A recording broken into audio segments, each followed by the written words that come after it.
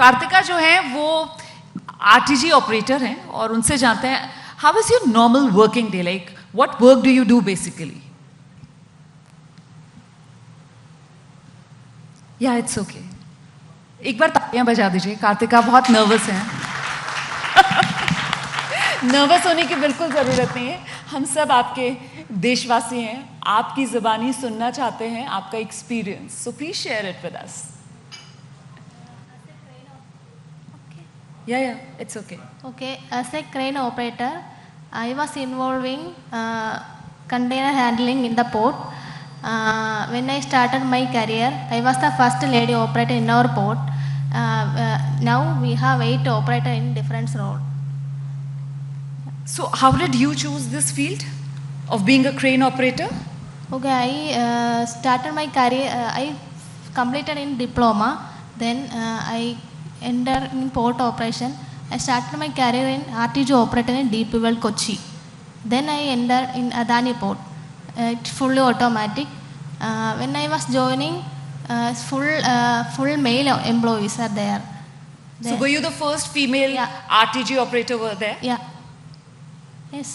तो ये पहली महिला आरटीजी ऑपरेटर थी, इससे पहले वहां पर कोई भी महिला जो क्रेन ऑपरेटर है वो उस पोर्ट पर नहीं थी? नहीं.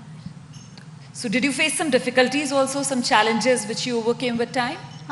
Initial stage it was very challenging, but my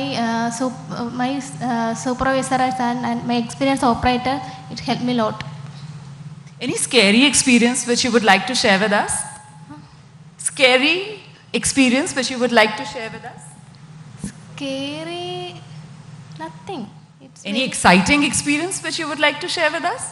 Exciting experience when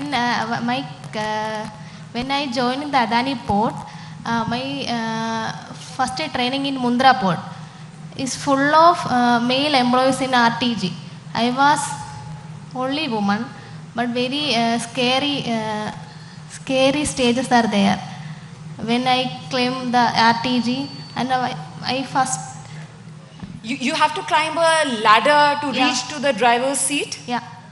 crane क्योंकि बहुत ऊंची होती है तो वहां पर ड्राइविंग सीट तक पहुंचने के लिए बाकायदा जो सीढ़ी है उसका इस्तेमाल करना पड़ता है। Around what height? Around 30 metre height. 30 metre? या 30 मीटर की ऊंचाई पर चढ़कर ये क्रेन चलाती हैं, तो जरा सोचिए वो फियर ऑफ हाइट, ऊंचाई का डर। First time fear of height, easy. Then it all became a routine, huh? Then it was all very easy. Yeah, day and night shift. Day and night shift also. So you work in shifts over there. 12-hour shift. And how technology and automation has made your work easier with time?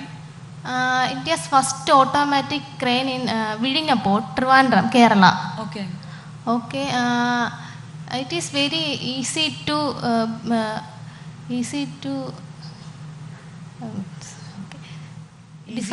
pick the containers and place them on the positions. Okay. We are only monitoring. Sometimes it fault. So like everything is automated. You just feed the components and then the machine does all the things? It's all the things. It's fully automatic. It's like on an autopilot mode, like how they fly the planes. Is it like that? Fully automatic means it's fully pick the container automatically, then it's placed in the truck. Okay. चलिए, तकनीक से जिंदगी आसान हो रही है इनकी। आगे बढ़ते हैं, एक और खास मेहमान सिंधु पांद्रे हमारे साथ मौजूद हैं। अच्छा, सिंधु पांद्रे जो हैं वो जिस फील्ड में हैं वो एल्यूमिनियम, जिसको मेटल ऑफ फ्यूचर, मतलब भविष्य का जो मेटल है वो कहा जाता है। तो ये जो भविष्य के मेटल के साथ आप काम कर रही हैं, इंफ्रास्ट्रक्चर के लिए कितना जरूरी है इसकी भूमिका? Okay, so first of all, just I would give a little intro. I am Sindhu Pandre and I am an engineering professional with over 19 years of experience in aluminium manufacturing. So it was like I am presently associated with Vedanta Aluminium, Jharsuguda, Odisha. So I come from a very small town, Balaghat in Madhya Pradesh. So I never imagined that I would be leading one of the pot line, aluminium production line, which is completely operated and maintained by all women professionals. So it is a the whole unit.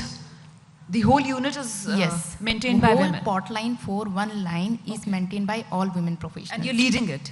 Yes. So it was like a dream come true. It's all women pot line, India's first all women pot line.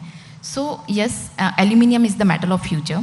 It is like just I'll go to the process, like how it is manufactured. So mainly we have the setup at Balco, Korba and Jharsuguda, Odisha, and when we have refinery unit at Lanjigarh, Odisha. So this aluminum manufacturing, basically it converts bauxite ore to the aluminum metal. So what kind of challenges do you face during So your work? mainly if we talk about the production line, we operate it with very heavy machineries there. Okay. And with very heavy challenging environment, high temperature and high electric current. So if we talk about the electric current, 350 kiloampere DC current we operate it with.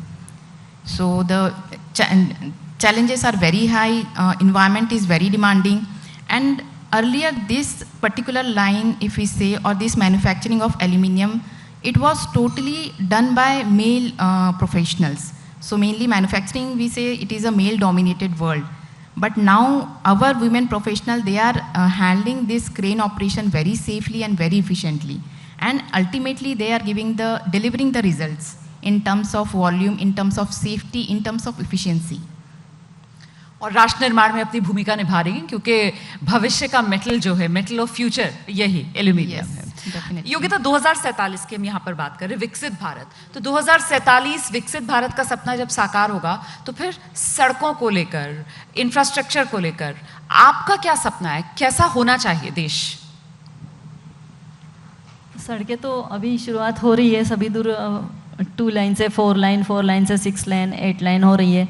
और मेरा ये सोचना है विकसित भारत को लेके सबसे पहले तो कि आप जो बार बार बाईपास बनाए जा रहे हैं और एग्रीकल्चर लैंड को ऑक्यूपाई किए जा रहे हैं, इसे रोक करके सीधे आपने उस सिटी को क्रॉस करने के लिए फ्लाईओवर बनाने चाहिए सभी दूर, न कि एक बाईपास को क्रश किया, पब्लिक ज़्यादा वहाँ पे आ गई रहने के लिए तो आपने फिर दूसरा 50 किलोमीटर दूर बाईपास बनाया।